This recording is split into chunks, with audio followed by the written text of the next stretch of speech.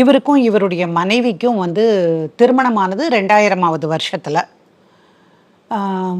2 பேருக்குமே இது second marriage. அவர் தன்னுடைய ஒய்ஃபுக்காக ரொம்ப சந்தோஷமா வந்து ஒரு 30, 32 பவுன் நகை வாங்கி போட்டாரு. அவங்கள எல்லா இடத்துக்கும் கூட்டிட்டு போனாரு. அவரை பொறுத்த வரைக்கும் குழந்தைகளை ரொம்ப ரொம்ப நேசிச்சாரு. அந்த 2 பசங்களையும் சரி, இவங்களையும் சரி, இந்த பொண்ணையும் சரி. அதனால என்னுடைய குழந்தைகள் இந்த 3 பேர், நம்ம 2 பேரும் நல்லா பார்த்துக்கலாம் அப்படின்னு அவங்கள வெளியே கூட்டிகிட்டு போகிறது வர்றது இதெல்லாம் பண்ணினார். அவர் ஒரு கடை ஒன்று வச்சு நடத்திட்டு இருந்தார். அந்த பிஸ்னஸ்ல இருந்து வரக்கூடிய பணத்தை வச்சு தான் இது எல்லாமே அவர் செஞ்சிட்டு இருந்தார். ஏற்கனவே ஒரு டைவர்ஸ் ஆகும்போது ஆட்டோமேட்டிக்காக கொஞ்சம் பணம் போயிருக்கும். ஆமாம், அது எப்போவுமே நடக்கும்.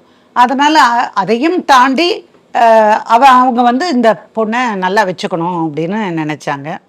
பொன் குழந்தை மேலேயும் ரொம்ப அன்பு அவருக்கு.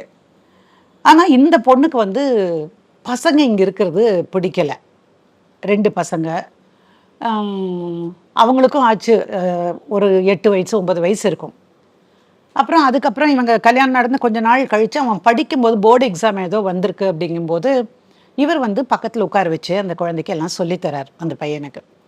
சரி, எந்த எக்ஸாமாக இருந்தாலும் ஒரு தகப்பன்கிற முறையில் சொல்லி கொடுப்பாங்க.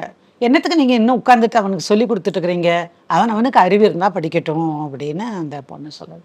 அப்படி கிடையாது, நம்ம குழந்தைகள் தெரியலன்னா கூட அவங்களுக்கு சொல்லி கொடுத்து வழி நடத்த வேண்டியது நம்முடைய கடமை. நீ வேணால் பொண்ணையும் அனுப்பு, அவளையும் உட்கார வச்சு நான் கிளாஸ் எல்லாம் எடுக்கிறேன், நான் வந்து சொல்லித்தரேன் அப்படின்னு.